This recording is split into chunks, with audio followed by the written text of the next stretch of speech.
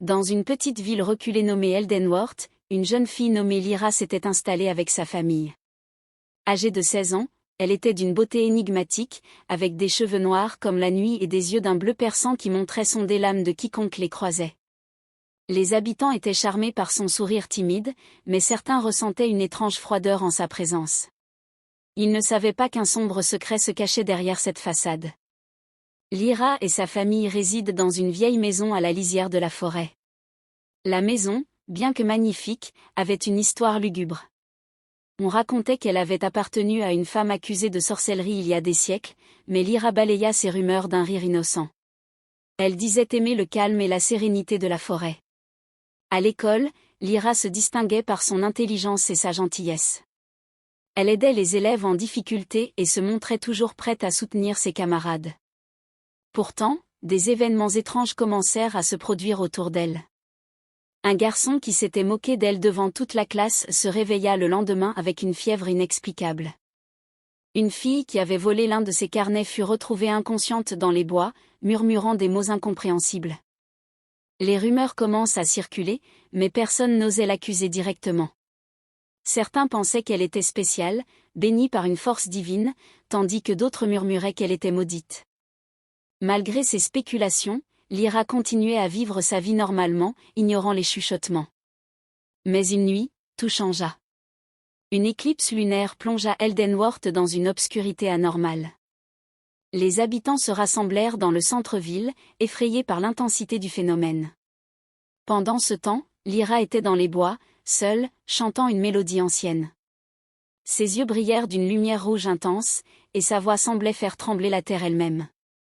Un groupe de jeunes curieux, intrigués par ses absences nocturnes fréquentes, l'avaient suivie. Ce qu'ils virent les terrifia. Lyra, entourée d'une aura sombre, semblait converser avec des ombres mouvantes. Ces ombres murmurèrent des mots sinistres dans une langue inconnue, et Lyra répondit d'une voix rauque, méconnaissable. Paniqués, les jeunes s'enfuirent et alertèrent les adultes. Une foule furieuse se forme, armée de torchers et de bâtons, et se dirigea vers les bois. Lorsqu'ils trouvèrent Lyra, elle était redevenue la jeune fille douce et innocente qu'ils connaissaient.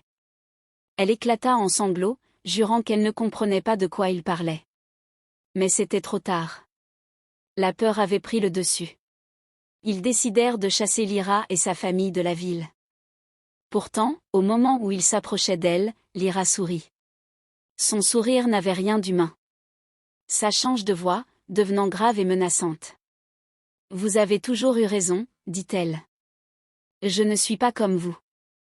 Mais vous n'auriez jamais dû découvrir ce que je suis. » En un instant, une explosion de lumière noire enveloppe la forêt. Les habitants s'évanouirent et se réveillèrent au matin, mais Lyra et sa famille avaient disparu. La maison était vide, comme si personne n'y avait jamais vécu. Les habitants, traumatisés, décidèrent de ne plus jamais parler de cette nuit. Mais certains disent que, parfois, dans les bois d'Eldenworth, on peut encore entendre une mélodie ancienne flotter dans l'air, accompagnée d'un rire inquiétant. Moralité, cette histoire nous rappelle qu'il ne faut pas juger sur les apparences ou céder à la peur et aux préjugés. Les vérités que nous cherchons peuvent être plus effrayantes que les mystères que nous laissons derrière. Appel à l'action, merci d'avoir écouté cette histoire jusqu'à la fin. Si vous l'avez aimé, n'oubliez pas de vous abonner à la chaîne, de laisser un commentaire pour partager vos pensées, et d'activer la cloche de notification pour ne manquer aucune de nos prochaines histoires captivantes.